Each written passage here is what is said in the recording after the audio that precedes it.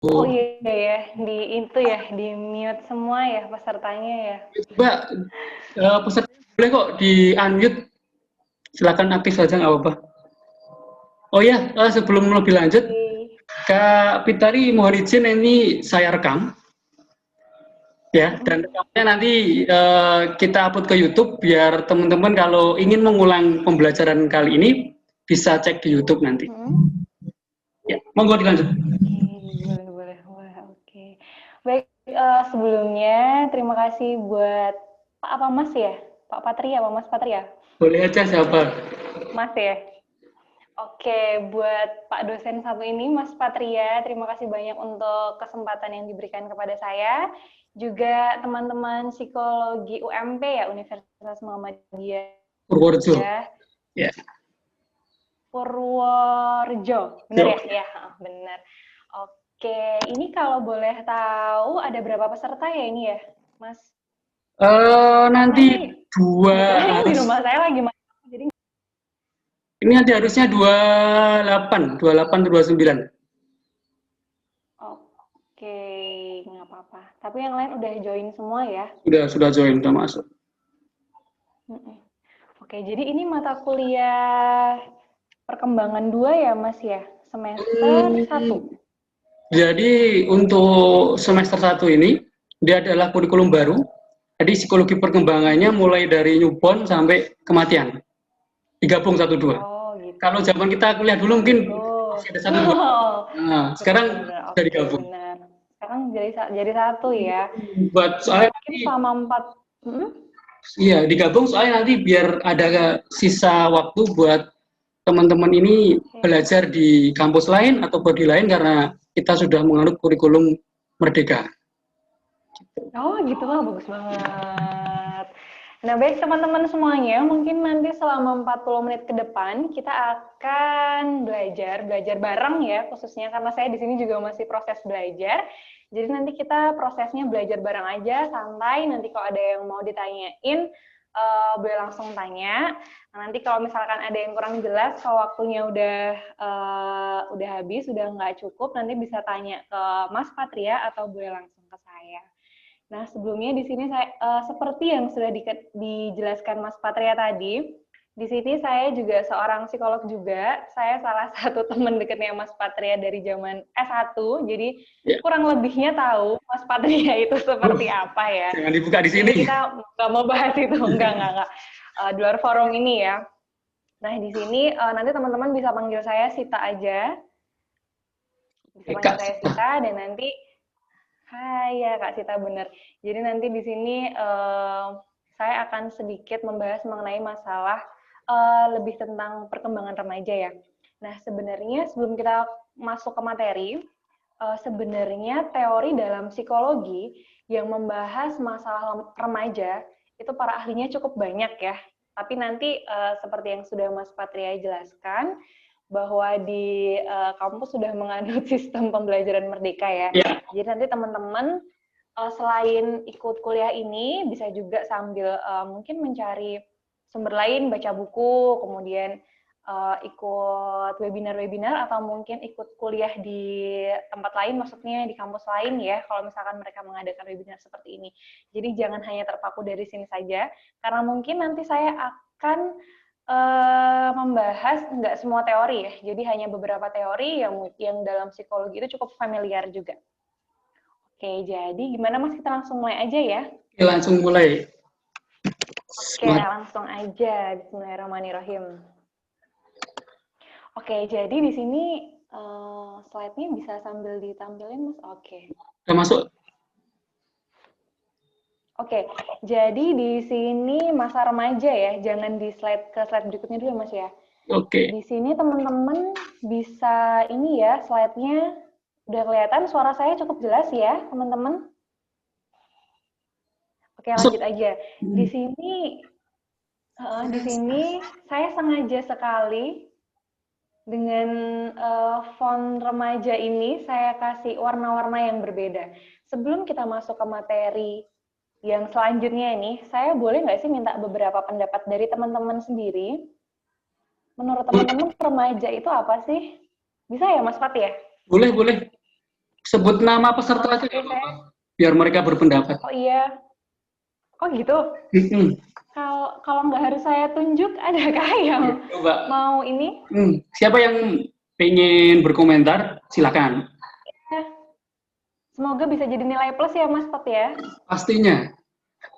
Adakah yang mau memberikan pendapatnya atau tanggapannya tentang remaja itu apa sih, siapa sih, atau apalah terkait dengan remaja itu?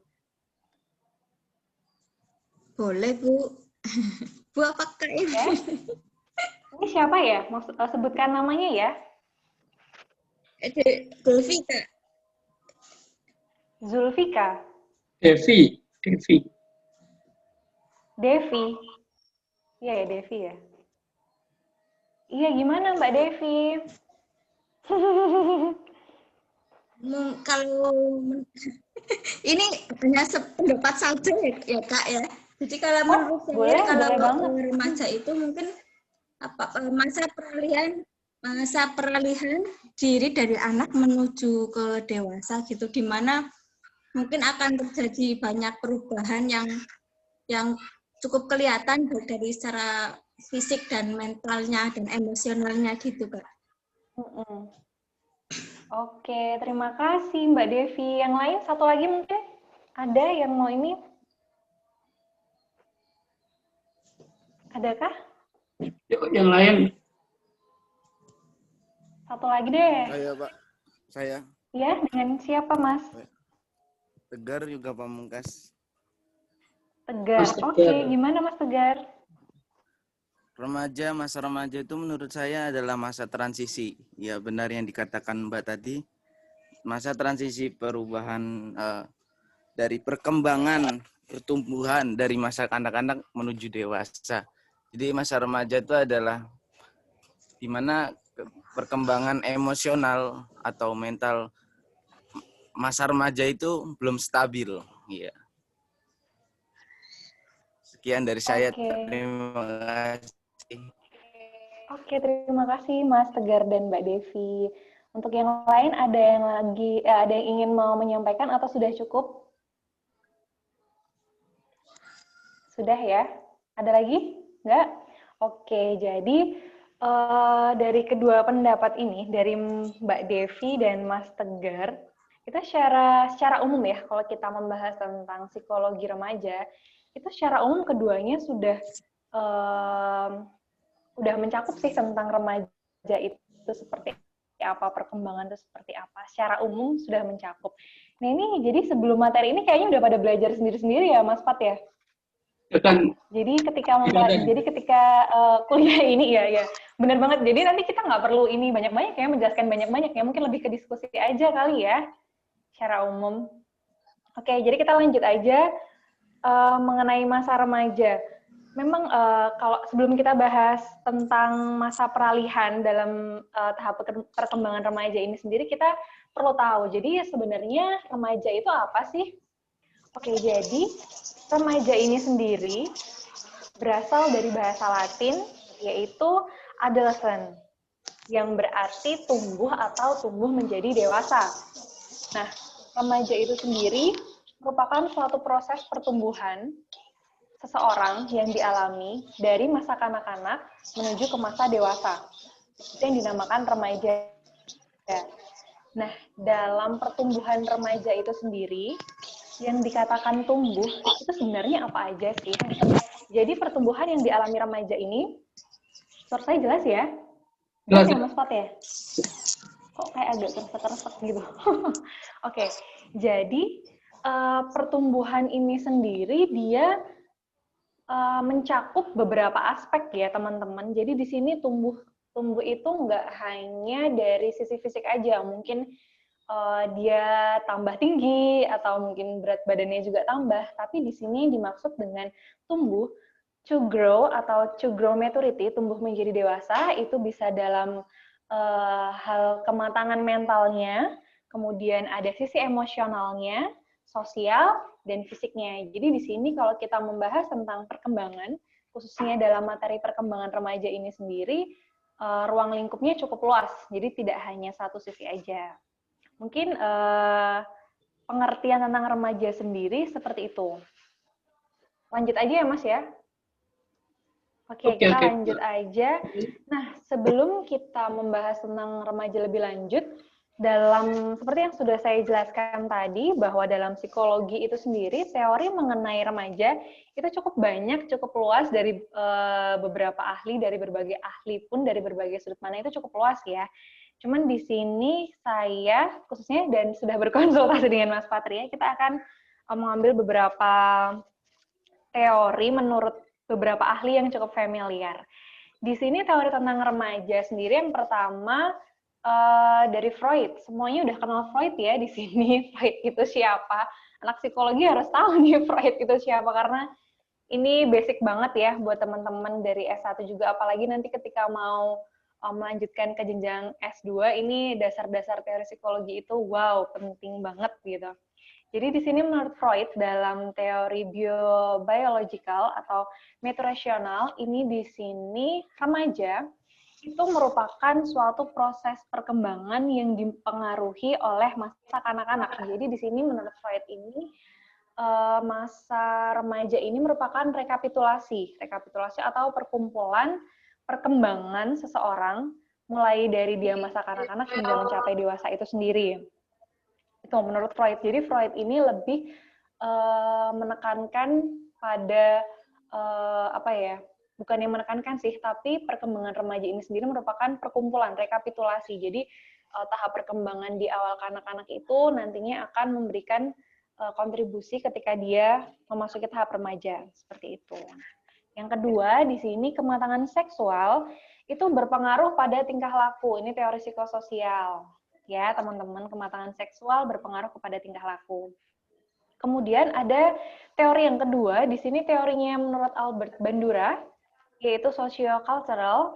Itu yang pertama, kalau Bandura itu sosial ini ya, teorinya lebih ke kayak seperti lingkungan itu mempengaruhi ya. Jadi di sini budaya, lingkungan, kemudian proses sosialisasi mempengaruhi perkembangan seseorang. Jadi menurut teori socio-cultural, menurut Bandura ini sendiri bahwa perkembangan seseorang ketika remaja itu sangat dipengaruhi oleh faktor budaya setempat, kemudian lingkungan, dan proses sosialisasi. Di sini termasuk peran pentingnya paling terdekat keluarga ini memberikan pengaruh yang kontribusi yang cukup besar dalam perkembangan remaja itu sendiri ya.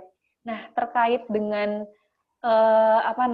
pengaruh dari keluarga lingkungan sosial ini, si remaja ini juga membutuhkan adanya model yang nantinya akan mungkin dijadikan anutan ya, role model yang baik buat si remaja ini. Jadi dalam tahap perkembangan remaja ini sendiri diharapkan bahwa remaja itu nantinya memiliki role model yang positif, tanda kutip positif ya, untuk perkembangannya dia, untuk melewati tahap-tahap perkembangan remaja ini. Nah, kita lanjut aja. Kemudian yang ketiga ada biocultural. Di sini ada kombinasi antara biological dan culture budaya. Di sini saya mengambil teorinya Erikson dan Piaget. Nah, di sini yang pertama seperti yang sebelumnya tadi bahwa lingkungan sosial, kemudian budaya, serta perlakuan dari orang dewasa ini memberikan pengaruh terhadap perkembangan remaja itu sendiri. Itu sudah saya jelaskan tadi ya, seperti contohnya bahwa dalam pertumbuhannya remaja ini sendiri, khususnya mungkin dalam ruang lingkup lingkungan dan keluarga, dia sangat membutuhkan adanya peran yang besar. Jadi remaja nggak bisa dibebasin, dilepasin sendiri gitu. Nah, di sini juga menurut teori ini bahwa masa remaja ini merupakan masa yang kritis identitas. Benar banget, kenapa kok bisa dikatakan masa kritis identitas? Karena ini merupakan masa peralihan dari dia masa kanak-kanak menuju masa dewasa. Di sini dalam berbagai aspek ya, dari berbagai sisi, entah itu kognitif, kemudian sosial, kemudian emosinya, di sini masih belum stabil, seperti yang dikatakan Mas Tegar tadi ya. Mbak Devi juga tadi mengatakan emosi juga. Jadi di sini bisa dikatakan masa kritis identitas. Identitas lebih kayak ke sebenarnya aku ini siapa sih? Kemudian apa yang aku miliki? Nah, seperti itu. Kemudian di sini ketika remaja ini dalam masa krisis identitas, dia dalam kondisi lingkungan atau yang kurang kondusif ini bisa menimbulkan berbagai permasalahan. Masalah remaja pada masalah-masalah remaja pada umumnya seperti apa. Nah, tapi lain halnya ketika remaja ini dalam lingkungan yang kondusif, dapat dikatakan kondusif, ini juga akan membentuk identitas atau membentuk dirinya menjadi lebih baik ya. Mas Tegar ngantuk ya? Ini layar saya depannya Mas Tegar soalnya ini. Oke. Nah, kita lanjut aja. Slide-nya jalan ya Mas ya? Oke, kita lanjut aja. Jadi, setelah kita tadi membahas tentang remaja itu apa, kemudian beberapa teori psikologi mengenai remaja, ini biar nggak ngantuk ya. Ini saya mau nanya dong, remaja itu siapa ya? Siapakah itu remaja? Ayo teman-teman di sini mungkin ada yang mau berpendapat lagi. Remaja itu siapa ya? Apakah remaja itu saya? Boleh banget. Apakah itu Mas Patria? Ataukah itu mungkin diri teman-teman sendiri? Boleh dong, biar nggak ngantuk ini. Satu atau dua lagi boleh. Sebenarnya siapakah remaja itu?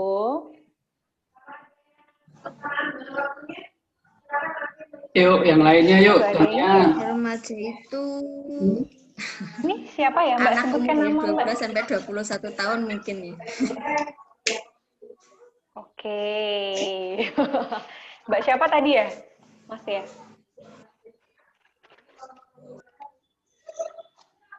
Mbak siapa tadi? Udah, ini ya Mas Pat udah. Udah. Oh ya, oke. Nah, oke, cukup satu aja kali ya, atau mau ada lagi ya? Lanjut dulu aja. Ini kayaknya mahasiswanya Mas Patria ini luar biasa sekali ya. Jadi kita belum membahas materi lebih lanjut, tapi udah cukup paham dengan teori tentang psikologi perkembangan remaja ini sendiri ya. Oke, jadi siapakah remaja itu? Benar banget. Jadi setiap teori ini ada beberapa yang mengatakan bahwa remaja itu mulai dari usia 11 sampai 21, ada yang 12 sampai 21 tahun gitu. Cuman ada teori itu ada bahwa untuk pemetaan usia remaja itu sendiri sebenarnya tergantung dari lingkungan budaya yang ada di setempat itu. Jadi jadi menurut teori ini, saya lupa nanti PR juga ya. Nah, ini teorinya bahwa usia perkembangan remaja itu sendiri tergantung dari budaya dan lingkungan sosial. Jadi ada yang mengatakan bahwa ketika usia 11 tahun itu dia mungkin sudah mengalami tanda-tanda pubertas atau mungkin tanda-tanda pubertas seperti itu, atau mungkin di suatu budaya dari satu tempat tersebut mengatakan bahwa remaja itu batasannya mungkin sampai 20 tahun, karena mungkin ketika dia berumur 21 tahun sudah diwajibkan untuk untuk menikah. Jadi lanjut ke tahap perkembangan selanjutnya, tahap perkembangan dewasa awal. Maaf, ini suara apa ya Mas ya? Kok agak ini? Suara dari saya bukan sih? Bukan ya? Suara kesek-kesek gitu? Bukan. Agak ini, bukan, agak ini, oke. Nah, jadi ini teori yang saya ambil di sini. Siapakah remaja itu? Jadi remaja ini memiliki rentang usia 12 sampai 21 tahun. Seperti yang disebutkan Mbak ini tadi, Mbak siapa? Seperti yang disebutkan Mbak tadi, bahwa rentang usia remaja ini sendiri yang dikatakan remaja itu ketika seseorang berada dalam usia 12 sampai 21 tahun. Nah, dalam rentang usia ini sendiri itu masih terbagi ke dalam 3 periode. Yang pertama itu periode masa remaja awal, kemudian masa remaja pertengahan, dan masa remaja akhir. Di sini sebenarnya setiap memiliki tantangan tersendiri ya. Ada tantangannya sendiri. Di sini dalam slide sudah saya jabarkan beberapa, nanti mungkin teman-teman untuk materinya bisa dipelajari, bisa dibaca lagi ya, bisa dipelajari lagi lebih lanjut. Cuman di sini saya mau sedikit membahas aja kalau remaja awal di sini lebih kayak ditandai ciri-cirinya itu lebih kayak ke kondisi emosinya ini benar-benar yang meluap-luap, emosinya benar-benar yang nggak stabil, karena kembali lagi dia dari masa kanak-kanak menuju ke masa remaja. Jadi di sini benar-benar baru masa peralihan banget. Jadi dia baru lompat ke tahap selanjutnya. Di sini dia kondisinya benar-benar belum stabil gitu. Kemudian untuk masa remaja pertengahan, di sini dia emosinya sudah cenderung agak stabil dan di sini dia mulai membutuhkan adanya teman sebaya. Jadi di sini dia yang biasa teman-teman tahu aja lah, mungkin di sini remaja pertengahan itu dikenal dengan geng kali ya. Mereka lebih seneng buat ngegeng, konformitas, ngumpul bareng sama teman-teman. Di sini dia mulai kayak mau gue banget gitu loh. Jadi kayak orang ngomong apa atau dikasih tahu mungkin aturan-aturannya itu dia berusaha kayak belajar, bukan belajar sih, dia mencoba hal baru seperti kayak melanggar aturan, jadi semuanya gue, pokoknya maunya tuh yang seneng-seneng aja. Jadi melihat segala sesuatu dari sudut pandang dan kacamatanya mereka sendiri gitu. Oke, untuk remaja akhir di sini dia memiliki kondisi emosi kognitif itu yang sudah mulai cukup stabil ya, karena di sini dia sudah hampir tahap akhir remaja, udah mau masuk ke usia dewasa awal. Nah, di sini remaja itu sendiri sudah mulai cukup stabil dalam kondisi emosinya, kemudian kognitifnya juga ini di sini udah mulai stabil. Nah, di sini dia mulai muncul nih yang namanya pencarian jati diri atau identitas diri, karena di sini dia dalam usia remaja akhir ini sendiri kayak udah males gitu loh, kayak buat ngegeng itu sendiri kayak enggak ikut-ikutan temen tuh kayak udah bosen gitu, jadi kayak lebih ke daripada menurut mereka kayaknya aku ikut-ikut mulu nih ya, sebenarnya apa sih, siapa sih aku, apa sih yang aku punya gitu. Jadi mereka lebih menggali kayak fokus ke identitasnya mereka sendiri, penggalian identitas itu sendiri. Terus lanjut ya ini ya, nanti tanyanya di sesi akhir ya Mas ya? Ya. Oke, kita lanjut ke ciri-ciri masa remaja. Jadi ciri-ciri masa remaja ini saya sudah meringkas ada 6. Di sini yang pertama, masa remaja di sini merupakan periode penting dalam proses perkembangan itu sendiri. Sebenarnya bukan hanya remaja aja ya, bukan hanya perkembangan remaja yang penting. Jadi setiap masa perkembangan itu penting, dari mulai dia lahir, newborn, sampai dia mengalami sampai dalam usia dewasa dia pun itu semua tahap itu penting. Kenapa penting ya? Karena dalam psikologi sendiri setiap perkembangan, setiap masa perkembangan itu memiliki tahapan masing-masing, memiliki tugas perkembangan masing-masing yang harus dilaluinya dengan mulus. Dalam arti kata mulus, di sini dia memang ada tantangannya, cuman di sini gimana caranya dia bisa melewati tantangan itu dengan baik, dengan efektif, dengan efisien. Karena kenapa? Ketika seseorang kurang melewati suatu tahapan perkembangan itu dengan baik, dengan optimal, itu nantinya bisa menyebabkan munculnya permasalahan-permasalahan psikologis. Nah, seperti itu. Jadi di sini dianggap penting karena itu tadi. Karena tahapan-tahapan itu penting dan wajib dan harus dilaluinya dengan baik. Selain itu, masa remaja di sini merupakan masa yang pertumbuhannya cukup pesat ya. Jadi contoh kayak misalkan dari tinggi, di sini masa pubertas, termasuknya masa pubertas juga, dari perubahan pertumbuhan fisik maupun psikologis. Di sini pertumbuhannya dalam masa remaja ini cukup cepat sekali. Nah, di sini makanya perlu banget untuk diperhatikan tentang remaja ini sendiri. Makanya perlu peran dari lingkungan terdekat tentang lebih kayak mengawasi, mendampingi ketika seseorang dalam tahap masa remaja ini. Kemudian yang kedua ada periode peralihan, seperti yang sudah dijelaskan sama Mbak dan Mas di awal tadi. Benar banget, jadi memang masa remaja ini periode peralihan dari masa kanak-kanak, kemudian yang nantinya akan dipersiapkan untuk memasuki usia dewasa awal khususnya ya. Jadi di sini masa remaja ini sebenarnya tugasnya tengah-tengah ya, dia hampir kayak tugasnya ada 2 nih, tugas gimana dia lepas dari masa kanak-kanak dan gimana nanti dia mempersiapkan untuk memasuki masa dewasa. Tentunya dengan masa dewasa nanti dengan tugas perkembangan yang beda lagi gitu. Beda lagi, kemudian mungkin tingkat tantangannya pun juga jauh berbeda. Kemudian yang ketiga di sini usia bermasalah.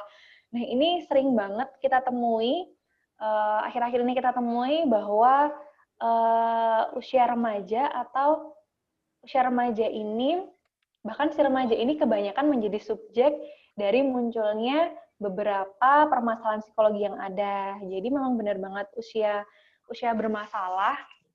Tapi di sini kita juga nggak bisa menganggap langsung memberikan pendapat kita, memberikan persepsi kita negatif ya tentang remaja. Jadi nggak selalu remaja itu dikaitkan dengan hal-hal yang negatif sebenarnya. Jadi kenapa kok bisa dikatakan usia bermasalah? Karena di sini remaja itu sendiri sebenarnya dalam masa yang peralihan. Yang pertama itu peralihan, kemudian yang kedua dia mengalami pertumbuhan dalam berbagai aspek. Jadi dari segi kognitifnya dia juga belum stabil, emosinya juga belum stabil, kemudian tentang norma-norma nilai, kemudian sosialnya pun juga belum stabil. Jadi di sini dia masih kayak bingung, dia nggak mau yang namanya diatur, mendapatkan perlakuan kayak misalkan dia nggak mau terlalu ada aturan yang mengekang juga, tapi dia juga kalau dibiarkan seenaknya sendiri dia masih bingung gitu. Nah itu ya. Kemudian yang keempat, mencari identitas yang sudah saya jelaskan tadi ya, mencari identitas diri, mencari jati diri sendiri. Kemudian yang kelima di sini tidak realistis. Jadi remaja ini cenderung melihat sesuatu dari kacamatanya sendiri, kacamata pribadi, kacamata yang warna pink. Jadi dia melihat dunia sekitar itu dari kacamata pink, dari kacamatanya sendiri. Jadi dia melihat bahwa segala sesuatu itu harus sesuai dengan harapannya. Nah, di sini ketika remaja itu apa yang diharapkan ternyata tidak sesuai. Nah, ini juga muncul masalah. Contohnya misalkan dia melihat bahwa kayak keluarganya ya, dari sisi keluarga mungkin keluarga aku tuh masih kok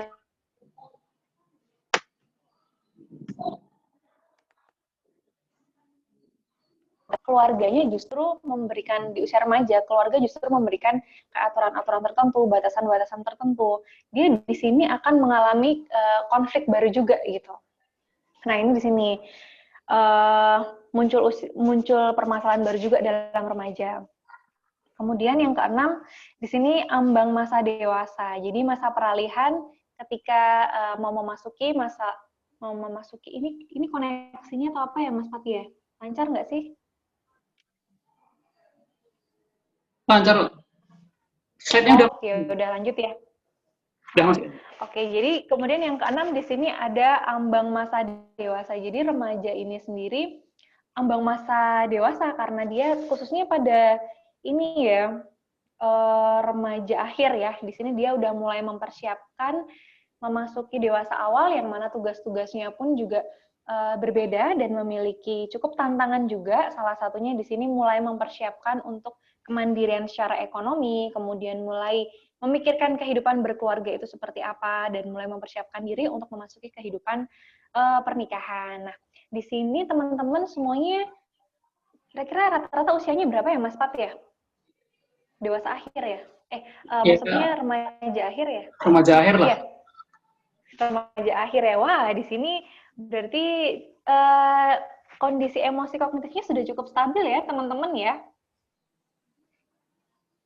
Ya, jadi habis ini udah mempersiapkan untuk kemandirian ekonomi. Mungkin begitu lulus kuliah sudah harus mikir nanti gimana pekerjaan selanjutnya. Mungkin juga ada yang mau langsung memasuki kehidupan pernikahan ya, ke jenjang yang lebih serius.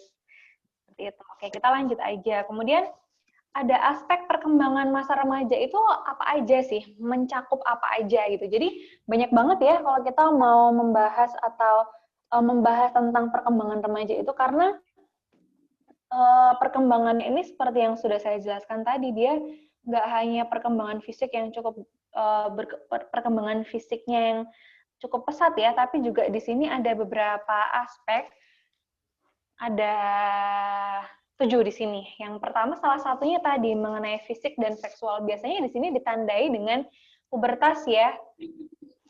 Pubertas di sini, kemudian pertumbuhan kondisi seks primer dan sekunder ya. Di sini teman-teman saya yakin secara umum sudah paham ya seperti kalau ya ini saya sedikit membahas ya, kalau sekunder itu pada cowok mungkin ini cowok cewek sih mungkin kayak tumbuh bulu-bulunya mulai tumbuh, kemudian yang cowok mungkin mengalami kondisi mimpi basah, kemudian yang cewek mengalami menstruasi. Benar seperti itu ya, Mas Patria ya? Oke, lanjut. Kemudian di sini aspek perkembangan kognitif. Jadi di sini itu logis tentang gagasan abstrak. Jadi dia ketika anak-anak kondisi kognitifnya lebih ke sesuatu yang konkret ya. Tapi ketika masa remaja ini di sini dia mulai kemampuan berpikir abstrak itu sudah mulai diasah ya. Jadi misalkan kayak gagasan untuk berpendapat, sesuatu yang nggak nampak dia sudah mulai bisa untuk memikirkannya seperti itu. Kemudian dia sudah mampu untuk merancang rencana, kemudian strategi nih, misalkan dalam menghadapi suatu permasalahan dia sudah cukup mampu. Saya bilang cukup ya, bukan berarti belum bisa, tapi sini sudah cukup mampu mengatasi masalah atau problem solving-nya dia. Kemudian untuk emosi sendiri di sini sensitif ya, karena cenderung remaja ini memiliki emosi yang cenderung labil ya teman-teman di sini. Jadi dia sensitif, kemudian temperamen dalam arti kata tersinggung, mudah marah, apa-apa sedikit tersinggung. Apalagi ketika si remaja ini apa yang diharapkan kacamata pribadinya itu tadi ketika nggak sesuai dengan kondisi yang sebenarnya, ini tadi muncul masalah, memunculkan masalah atau konflik dalam diri si remaja itu sendiri. Nah di sini remaja itu juga sangat membutuhkan lingkungan sosialnya ya. Ketika lingkungan sosialnya ini dikatakan kurang kondusif, itu akan memberikan dampak yang negatif juga untuk remaja ini. Contohnya seperti dia mungkin lebih agresif atau regresif menarik diri. Jadi ketika ada remaja yang perilakunya cenderung agresif, mungkin kayak lebih suka marah-marah, meluapkan perasaannya mungkin dalam bentuk verbal maupun non-verbal, atau bahkan dia regresif dalam arti kata menarik diri dari lingkungan sosial, itu kita perlu nih melihat gimana sih lingkungannya dia, apakah memberikan dampak atau kontribusi yang positif, yang kondusif apa enggak nih buat perkembangan si remaja ini sendiri. Nah, sebaliknya, ketika remaja itu sendiri dalam lingkungan yang dikatakan kondusif atau cukup kondusif, ini juga akan memberikan dampak juga bagi perkembangan si remaja ini, yang nantinya mungkin si remaja ini bisa mengendalikan emosinya, kemudian lebih mengekspresikan emosinya itu lebih dengan cara yang tepat. Lanjut lagi, di sini dari sisi moralnya, di sini si remaja ini lebih kayak remaja ini didominasi dengan perasaan ingin dihargai dan ingin selalu mendapatkan penilaian yang positif dari lingkungan sosial. Nah, jadi segi dari sisi moralnya memang remaja ini sendiri apa ya, karena dia melihat segala sesuatu dari kacamata pribadi ya, kacamatanya sendiri, jadi dia menginginkan segala sesuatu itu yang positif, memberikan positif untuk dirinya sendiri. Kemudian secara sosial di sini dia usia remaja ini terkenal dengan usia di mana dia usia dengan teman sebaya, entah itu dengan teman yang sejenis maupun lawan jenis. Sejenis dalam arti kata mungkin lebih ngegeng ya, kalau remaja ini kayaknya senangnya ngegeng, kumpul, konformitas, misalkan ini yang satu contohnya kayak misalkan handphone ya, yang satu lagi senang pakai merek ini, oh yaudah teman-temannya segengnya tuh akhirnya pakainya itu semua. Terus motor, lagi tren nih motor ini, yang lain ikut kayak gitu semuanya. Jadi usia remaja ini lebih kayak ke usia teman sebaya, konformitas, dan di sini dia mulai tertarik dengan yang namanya lawan jenis. Jadi di sini remaja ini apa ya, mulai muncul nih rasa-rasa cinta. Nanti di psikologi juga ada membahas tentang cinta juga ya Mas ya, Mas Patria ya. Jadi di sini dia mulai ada ketertarikan dengan lawan jenis, mungkin dia lawan jenis, mulai muncul perasaan cinta, kasih sayang itu seperti apa. Nah, tapi di sini juga perlu diperhatikan ya bahwa sebenarnya rasa cinta, maksudnya remaja ini dalam hubungannya dengan lawan jenis ini juga perlu batasan-batasan yang kuat juga ya Mas ya Mas Patria ya. Oke, jadi kalau secara sosial di sini ditandai dengan adanya keinginan untuk persahabatan ya, maksudnya lebih kayak ke teman sebaya, entah itu sendiri, dia proses mencari jati diri seperti yang sudah saya jelaskan tadi. Kemudian kesadaran beragama. Nah, di sini kesadaran beragama ini khususnya mungkin lebih kayak ke remaja akhir ya, usia remaja akhir ya, karena di remaja akhir sendiri dia sudah mulai memasukkan nilai-nilai agama dalam kehidupan pribadinya dia. Tapi di sisi lain juga menimbulkan pro kontra juga nih bagi si remaja. Ketika ada orang atau seseorang, bahkan mungkin di lingkungannya sendiri, ada yang tidak mematuhi atau tidak mentaati aturan-aturan agama. Jadi dia kayak apa ya, muncul persepsi, muncul perilaku, dia mungkin lebih mengkritisi lagi ya. Kayak contohnya harusnya nih di agama ada nih nilai-nilai kayak gini, tapi kenapa dia nggak mempraktekkan, tapi kenapa dia nggak mencontohkan. Jadi dia mulai muncul berpikir kritis dalam hal seperti itu. Tapi dia sudah mulai mencoba untuk menerapkan nilai-nilai agama dalam dirinya sendiri. Contohnya mungkin orang remaja itu ketika dia keakuannya tinggi ya, rasa egoisnya, keakuannya dia tinggi, kemudian di sini kan remaja itu sendiri kayak lebih ingin diakui ya. Dia mungkin dengan salah satu ditandai dengan perilaku mungkin perilaku merokok, miras. Nah, di situ ketika dia sudah mulai memasuki remaja akhir, biasanya di sini dia kayak sudah mulai berusaha untuk meninggalkan perilaku-perilaku tersebut. Jadi dia salah satunya kan nggak mungkin kan seseorang meninggalkan perilaku tersebut tanpa alasan, pasti kan ada beberapa alasan ya, dan mungkin salah satunya juga karena norma-norma dan nilai-nilai agama. Jadi di situ dia sudah mulai menginternalisasi nilai-nilai agama dalam dirinya dia, dalam kehidupannya dia. Cuma nih jadi masalah ya itu tadi, ketika lingkungan terdekatnya ada yang kayak kurang mematuhi nilai-nilai agama itu tadi. Nah, kemudian di sini proses perkembangan remaja. Proses perkembangan remaja di sini berdasarkan 3 sudut pandang. Di sini sudut pandang psikologi, psychological view, di sini menganggap bahwa remaja itu sendiri, setiap remaja mempunyai tugas perkembangan dan tanggung jawab menyelesaikannya. Jadi di sini remaja ini dalam tahap perkembangan remaja itu ada beberapa tahap. Dan dalam beberapa tahap itu memiliki tugas-tugas sendiri. Nah, di sini kuncinya psikologi itu gimana sih si remaja ini bisa melalui tahapan-tahapan remaja ini dengan mulus. Dalam arti kata dia tidak mengalami masalah, tidak mengalami kendala dalam melalui masa perkembangan ini. Itu dari sisi psikologi.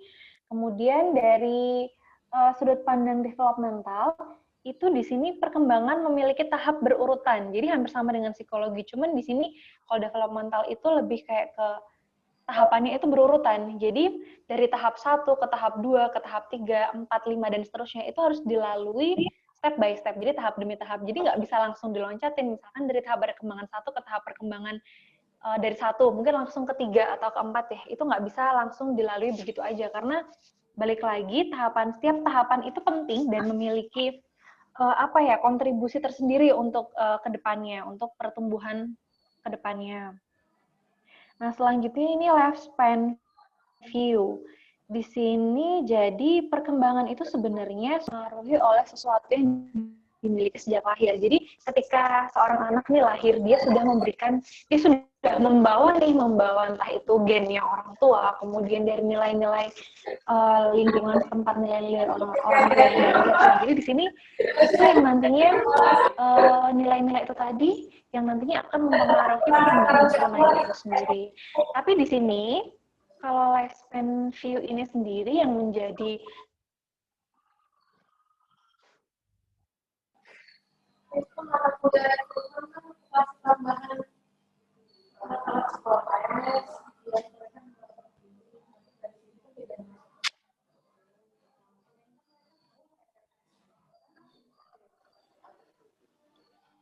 Hai Mas Pat, kok aku terpental ya? Sinyalnya mungkin tadi jelek. Lanjut.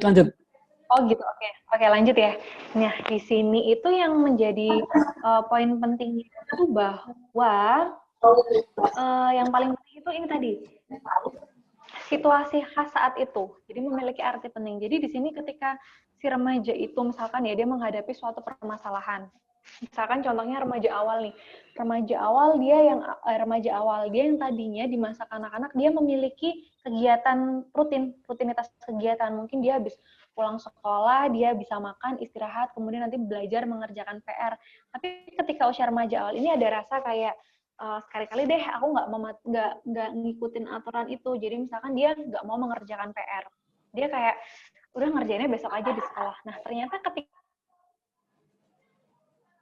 di sekolah ini dia nggak sempat mengerjakan karena dia bangunnya terlambat, berangkatnya ke sekolah juga udah mepet, otomatis kan dia mendapatkan konsekuensi ya, mendapatkan sanksi dari perilakunya itu tadi.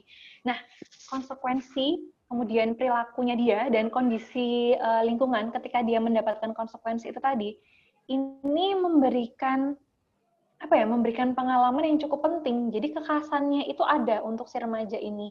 Artinya juga ada. Jadi kayak memunculkan, ini contoh ya teman-teman. Jadi mungkin kayak memunculkan pandangan ke dirinya bahwa aku biasanya anaknya ini, maksudnya rajin ya, kok ini aku tumben banget nggak mau ngerjain PR. Dari aku nggak ngerjain PR ini aku mendapatkan konsekuensi juga. Mungkin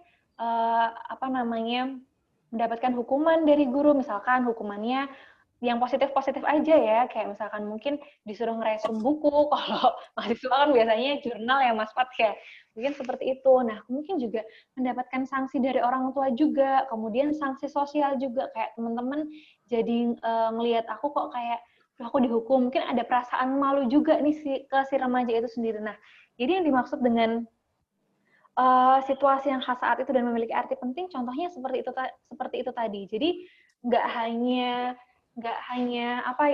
hanya sesuatu yang dimiliki sejak lahir yang berpengaruh dalam kehidupan si remaja, tapi juga peristiwa-peristiwa penting yang memiliki arti itu juga sangat penting untuk mempengaruhi mempengaruhi perkembangan si remaja ini. Jadi misalkan dia udah pernah melakukan kesalahan itu, otomatis dia untuk kedepannya dia akan belajar. Berarti aku besok harus mengerjakan PR di rumah, aku nggak mungkin mengerjakan PR di sekolah. Nah, seperti itu contohnya. Kemudian untuk tugas perkembangan remaja sendiri di sini ada beberapa. Yang pertama, tugas perkembangan remaja salah satunya menerima perubahan fisik dan melakukan peran yang sesuai. Menerima perubahan fisik di sini kembali lagi bahwa perkembangan fisik remaja ini cukup pesat ya, dari bentuk tubuh dan di sini remaja cenderung mulai suka makan dan suka tidur.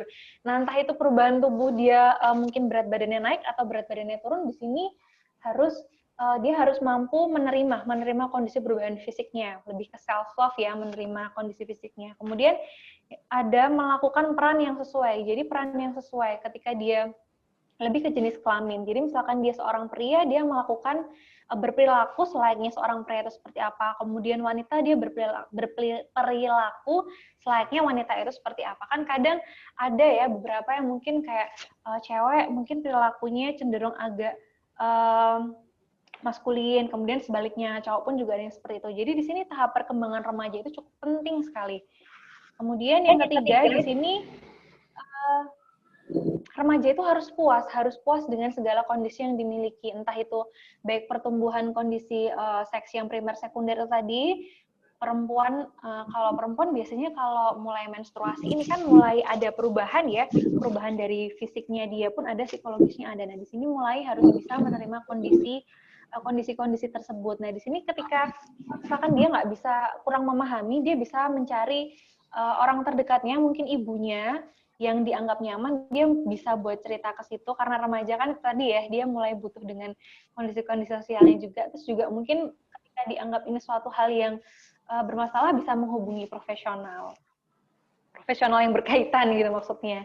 Kemudian yang kedua, di sini belajar memiliki peranan sosial dengan teman sebaya. Itu sudah saya jelaskan juga tadi, di mana remaja itu mulai tertarik dengan lingkungan teman sebaya, entah itu yang sejenis maupun yang lawan jenis. Yang ketiga, di sini mencapai kebebasan dari ketergantungan terhadap orang lain. Jadi itu tadi, nggak mau diatur, nggak mau dikekang, kemudian melihat segala sesuatu yang dari sudut pandangnya sendiri. Kemudian selanjutnya di sini mengembangkan intelektual dan konsep dalam kehidupan bermasyarakat. Jadi di sini remaja ini sudah mulai ingin terlibat dalam kehidupan bermasyarakat, tapi kembali lagi dia masih belum bisa, maksudnya dia masih confused nih, masih bingung antara egonya dia sendiri dan nilai-nilai yang ada dalam kehidupan bermasyarakat. Kemudian mempersiapkan diri untuk menentukan suatu pekerjaan. Jadi di sini lebih ke mempersiapkan diri untuk kemandirian perekonomian. Jadi mulai masuk ke dewasa awal itu nanti kayak lebih ke fokus kemandirian ekonomi, kayak aku nanti harus cari kerjanya kayak apa, seperti apa. Jadi dia udah mulai ada keinginan untuk menghidupi dirinya sendiri. Kemudian selanjutnya di sini memahami dan mampu bertingkah laku yang dapat dipertanggungjawabkan. Ini mungkin lebih ke remaja akhir ya, Mas, teman-teman ya. Jadi di sini dia sudah mulai mampu untuk bertingkah laku yang dapat dipertanggungjawabkan. Jadi dia dari segi pola pikirnya pun itu kondisi kognitifnya pun sudah mulai cukup membaik, kemudian kondisi emosionalnya pun juga yang sudah cukup stabil, yang emosinya nggak meluap-luap lagi. Jadi dia ketika berperilaku pun dia sudah mampu untuk melihat konsekuensinya apa, dampaknya apa. Jadi dia udah mulai memilah-milah nih, pintar memilah-milah perilaku yang harusnya aku lakukan seperti apa dan yang mungkin aku hindari seperti apa. Selanjutnya di sini memperoleh informasi tentang pernikahan. Jadi di sini karena dia memasuki usia dewasa awal ya. Jadi dia sudah mulai mungkin nih ada yang tertarik untuk mengikuti seperti kayak seminar tentang kekeluargaan, membangun kehidupan pernikahan. Jadi ilmu-ilmu atau teori-teori tentang pernikahan itu dia sudah mulai tertarik. Nah, kemudian selanjutnya di sini mendapatkan penilaian bahwa dirinya mampu bersikap dengan tepat. Nah, di sini kembali lagi bahwa remaja itu sendiri sebenarnya dia membutuhkan orang lain dalam hal kayak memberikan penilaian yang seperti apa sih yang diharapkan si remaja ini. Jadi penilaiannya lebih ke penilaian positif tentang dirinya sendiri. Gitu. Kemudian kebutuhan remaja sendiri sebenarnya ada beberapa. Kebutuhan remaja di sini salah satunya yang pertama adalah memupuk ambisi. Jadi si remaja ini usia-usia bergejolak juga ya. Dia punya banyak keinginan, dia punya banyak harapan, cuman juga kadang bingung, mulai muncul kebingungan gimana sih caranya aku harus mencapainya, cara-cara aku bisa mencapai itu seperti apa. Jadi di sini dia sebagai orang terdekat, keluarga dan lingkungan sekitar, kita selayaknya mendampingi, mengarahkan. Jadi misalkan contoh ya, ini si remaja ini suka dengan kegiatan misalkan bermusik. Nah, selayaknya sebagai orang tua atau lingkungan terdekat ini memberikan arahan, mendampingi. Jadi kita tidak harus yang selalu memaksakan kehendak kita kepada si remaja ini. Kamu usiamu tuh lagi usia buat sekolah, udah deh kamu fokus ke sekolah aja. Kamu fokus biar kamu bisa dapat ranking 1. Nah, biasanya kan ada beberapa yang seperti itu ya. Cuman di sini dalam menghadapi remaja kita nggak bisa yang langsung seenaknya kita main menekan dia tuh nggak bisa seperti itu. Jadi apa yang dia senangi kita selagi itu positif ya, kita wajib untuk mendampingi atau mengarahkannya. Kemudian yang kedua, kebutuhan ingin menonjol. Yang ketiga di sini bebas bersikap, kembali lagi ya, nggak mau diatur, nggak mau dikekang. Terus teman sebaya. Kemudian ada menyalurkan agresivitas. Tuh, oke. Terus kemudian langsung aja ke permasalahan remaja. Di sini permasalahan remaja saat ini yang Kak Sita itu cukup bervariasi ya. Iya, Mas? Waktu ya? ya 10 menit lagi ya. Oke, tinggal 2. Jadi untuk permasalahan remaja ini sendiri saat ini masalahnya cukup bervariasi ya. Cuman terkait dengan masa pandemi seperti ini yang saya baca-baca itu bahwa permasalahan remaja yang meningkat itu salah satunya pernikahan usia dini. Nah, jadi sebenarnya dampak dari permasalahan remaja itu apa aja sih? Ada bahaya fisik juga bahaya psikologis. Bahaya fisiknya itu terkait dengan kematian, kemudian bunuh diri, kemudian cacat fisik. Nah, untuk bahaya psikologisnya ini cukup banyak ya, teman-teman. Ada perilaku sosial, seksual, dan keluarga. Kemudian ini nih, karena remaja ini sendiri merupakan proses transisi, lebihnya ke gimana nanti dia menuju dewasa, jadi si remaja ini merupakan cikal bakal dalam bagi dirinya sendiri, bagi keluarga, maupun bagi kehidupan bangsa dan negara ya. Jadi di sini ada beberapa harapan juga sih, harapan yang diinginkan untuk si remaja itu seperti apa. Di sini diharapkan remaja itu memiliki keimanan yang kuat, ini jelas banget ya, ini pondasi utamanya. Kemudian memiliki tata krama yang baik, kemudian harapannya di sini remaja memiliki keinginan dan minat untuk belajar membaca, giat dan tekun ya. Kemudian yang keempat di sini remaja diharapkan menonjolkan prestasi-prestasinya, bukan sensasi tapi prestasi. Kemudian ada di sini harapannya remaja ini memiliki hobi dan kegiatan yang positif dan bermanfaat. Kemudian dapat bertanggung jawab serta disiplin, dan yang terakhir di sini remaja diharapkan selain dia memiliki kewajiban-kewajiban itu tadi, remaja juga diharapkan bahwa yang menjadi haknya itu dapat tersalurkan, dapat dimilikinya dengan tepat, dengan efektif. Nah, mungkin seperti itu Mas Patria. Sorry kalau lama. Tadi juga sempat ini koneksi ya, tapi jelas kan ya Mas ya? Jelas kok. Selama ini tadi. Oke. Sudah Mas Pat. Nanti kalau kurang jelas mungkin teman-teman bisa langsung menghubungi Mas Patria atau juga bisa ke saya, nanti bisa kontaknya Mas Patria atau di Instagram DM boleh. Instagramnya apa? @pitarimp, PITTARIMP. Nanti teman-teman nih buat yang mau konsultasi saya juga menerima konsultasi online. Ya, oke. Terima kasih Kak Sita. Tadi sudah dipaparkan begitu jelas mengenai psikologi perkembangan di masa remaja. Nah, untuk rekan-rekan mahasiswa dan peserta yang masuk dalam room Zoom ini, monggo, siapa saja yang misalnya tadi ada sedikit yang kurang jelas mengenai materi boleh ditanyakan, atau mau berkonsultasi, atau bahkan mau bertanya tentang hal apa dengan Kak Sita mumpung masih ada di sini gitu ya. Monggo, disilakan. Berarti suaranya Dek Lole? Iya, Lole. Oh, Ini ada Lole nih. aja sini. Halo. Itu ada Om. Lanjut teman-teman, mungkin ada yang mau ditanyakan. Waktunya kurang berapa menit Mas Pat? Silakan untuk bertanya, kurang lebih 15 sampai.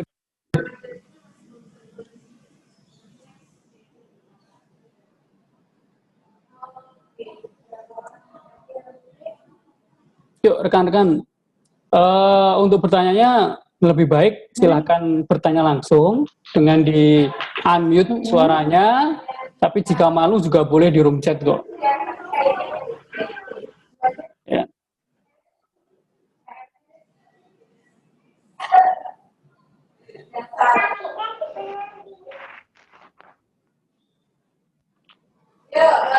Adakah yang mau bertanya? Sambil Kayaknya cukup jelas ya materinya.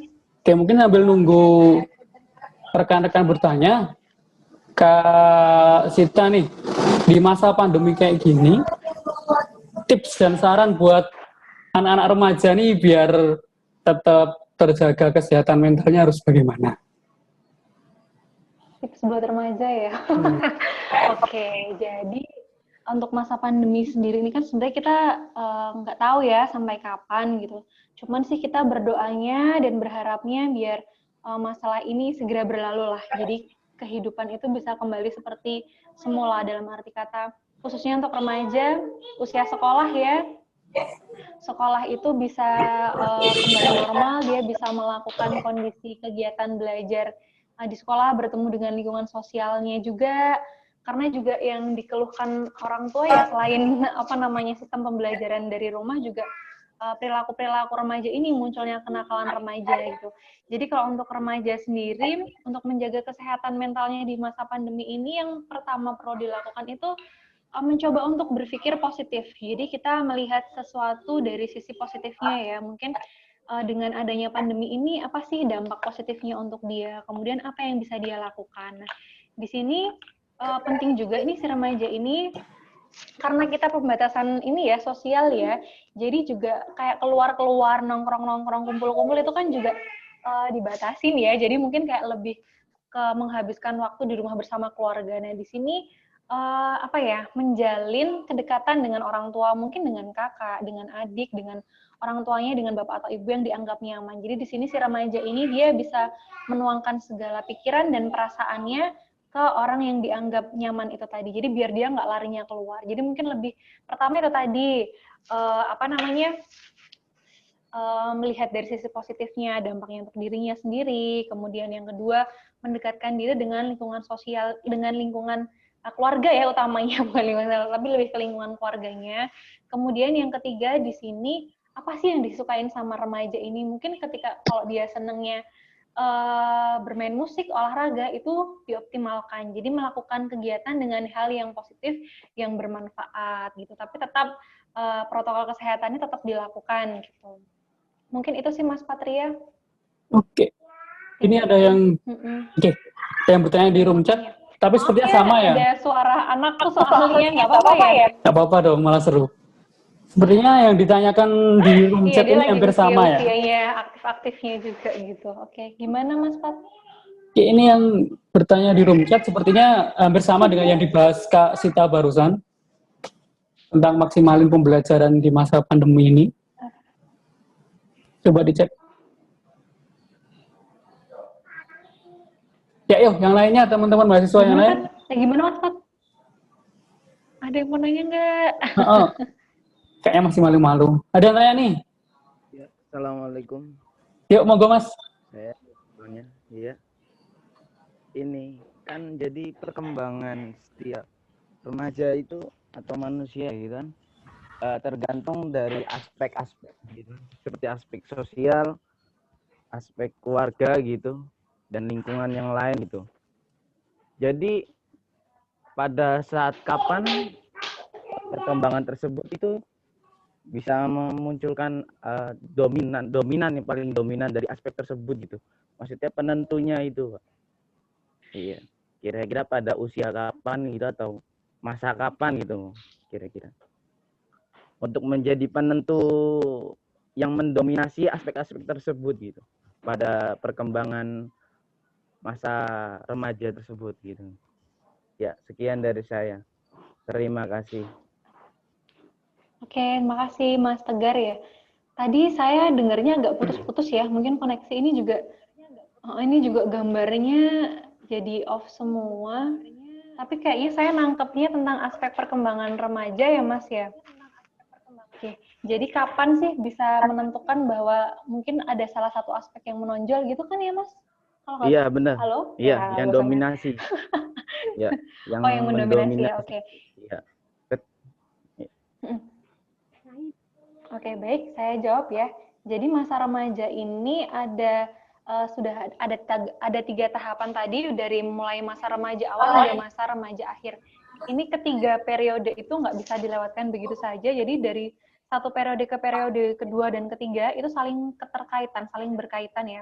Jadi untuk aspek perkembangan yang mempengaruhi remaja ini sendiri di semua aspek. Jadi nggak hanya mencakup satu aspek aja.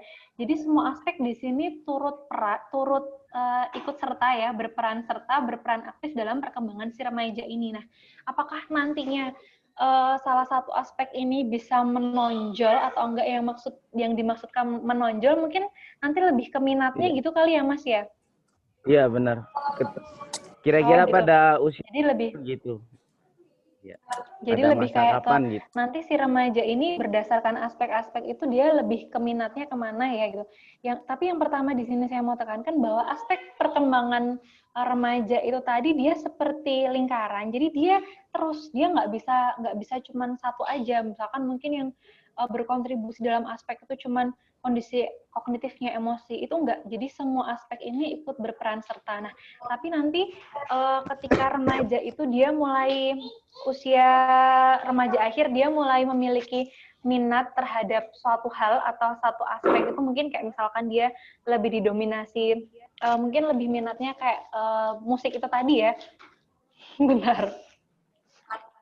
Mungkin remaja ini memiliki minat terhadap musik itu yang menonjol itu lebih kayak bukan ke aspeknya gitu. Jadi mungkin ini ada pengaruh dari lingkungan sosial juga, keminatan. Mungkin ini bisa jadi juga kayak adanya turunan ya, mungkin dari orang tua yang memiliki minat untuk bermusik, kemudian yang kedua dari lingkungan sosial, mungkin dari kecil dia udah terbiasa melihat orang bermain musik atau dia sering diperdengarkan hal-hal berkaitan dengan musik. Nah, mungkin ketika remaja ini biasanya mulai usia SMA, usia SMA atau remaja akhir, dia di sini udah mulai nih punya ketertarikan, minatnya lebih ke apa. Nah, itu sebenarnya lebih tergantung dari kondisi lingkungan dan apa ya, bukan bawaan lahir sih, tapi memang dari si anak ini sejak kecil itu kebiasaannya seperti apa. Jadi kalau untuk yang mempengaruhi dominasi nantinya dia lebih minatnya seperti apa itu tadi Mas. Tapi kalau untuk aspek perkembangan remaja itu harus mencakup semuanya. Jadi nggak hanya satu sudut pandang aja, tapi lebih kayak ke apa ya, secara keseluruhan saling berkaitan gitu. Gitu Mas Tegar. Ya, terima kasih penjelasannya. Oke, Kak Sita, ada titipan pertanyaan nih. Halo. Ada titipan pertanyaan. Siapa? Dari salah satu temen di Zoom ini yang ikut peserta, tapi malah chatnya ke private nih. Ini apa internetnya ya? Kok ininya gambar apa putus-putus sama ini gambarnya berhenti semua tuh? Iya, ada teman-teman mahasiswa ada yang di mute ya videonya. Nah, ini pertanyaannya. Oh iya. Gimana tanggapan Kak Sita tentang fenomena perilaku remaja saat inilah ya? Terutama banyak keinginan yang tadi disebutkan, jam menikahnya juga meningkat karena pandemi. Jadi seolah-olah para remaja itu pilih mending menikah aja daripada belajar, kuliah atau skripsi. Nah, itu gimana kira-kira pendapat? Curcol ya. Curcol ya. Oke, kalau pendapat saya ini sih mungkin lebih kayak ke, jadi kembali lagi ya, remaja ini kan paling deketnya itu yang pertama dan harus utama itu sama keluarga, paling tidak sama orang tua. Nah, di sini ketika si remaja itu sendiri mungkin mengalami permasalahan atau kondisi yang nggak nyaman, itu lebih baik dan sebaiknya cerita ke orang tua, entah itu ke ibu atau ke ibu atau ke bapaknya ya.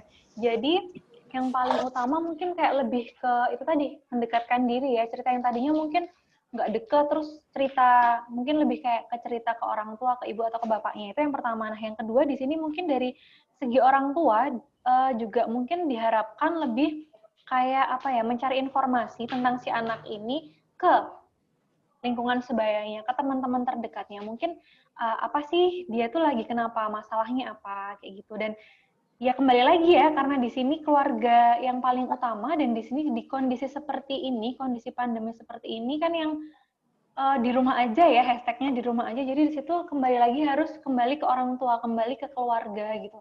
Jadi di sini peran penting keluarga dalam menyikapi remaja ini penting. Ketika tidak ada titik temunya antara si remaja dan orang tua ini, tidak ada titik temunya, itu diharapkan menghubungi yang berprofesional, misalkan menghubungi ke psikolog ya, karena masalah remaja ini nggak bisa dianggap sepele gitu aja gitu. Kalau kita mau membahas kenapa sih remaja ini kok lebih milih untuk nikah aja daripada melanjutkan sekolah atau kuliah, ini ada pembahasannya lebih lanjut Mas Pat kalau menurut saya. Karena ini lebih masuk ke permasalahan remaja ya, masalahnya cukup banyak gitu. Tapi kembali lagi kalau berkaitan dengan remaja di masa seperti ini memang yang dilibatkan utama itu yang paling penting itu keluarganya sendiri, itu perlu dilibatkan gitu, selain si anak ini. Ya, oke, terima kasih. Mungkin itu teman-teman mungkin masih malu-malu untuk bertanya atau malah sudah paham ya, alhamdulillah ya. Nah,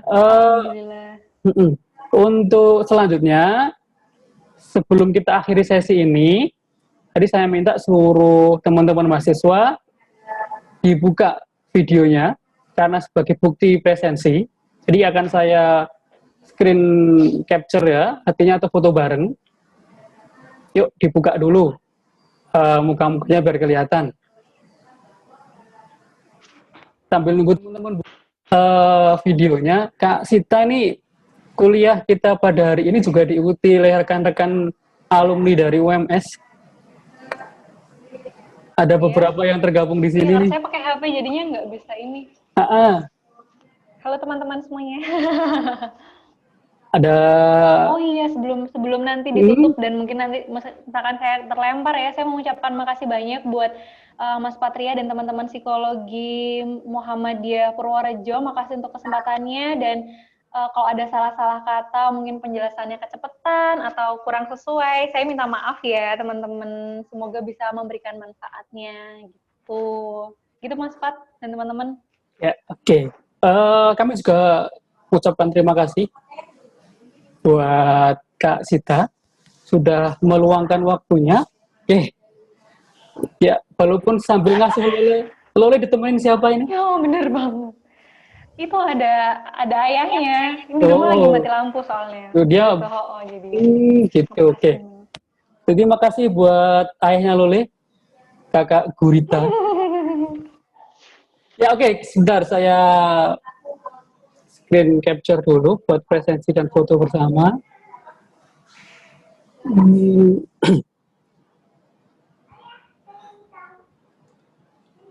Ya.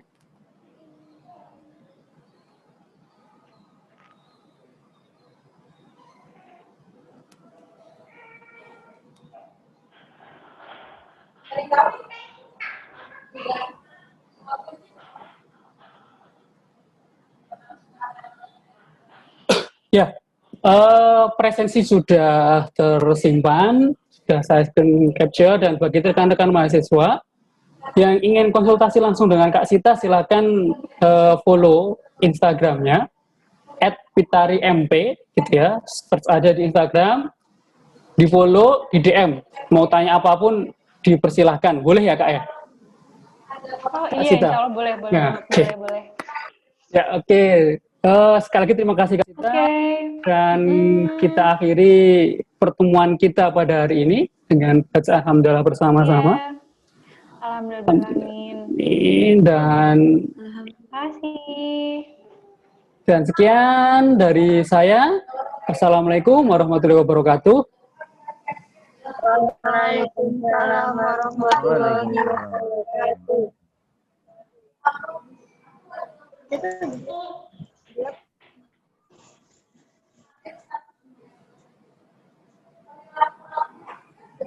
Silakan yang mau live aja, nggak boleh.